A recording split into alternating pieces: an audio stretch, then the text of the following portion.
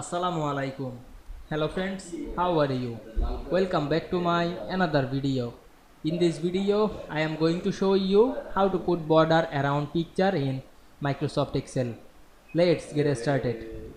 At first, you have to open your Excel workbook. Now we want to put picture, border around picture, go to the insert menu. Select picture option, choose this device. Now I am select a image from our file and click insert. Now we can see we insert a flower image. Now we want to put border around the image, go to the picture format menu, choose the picture border drop down menu and select a color. Now I am select the red color, click again the border option and increase the white to see better. Now we can see we put border around image or picture in Excel very easily.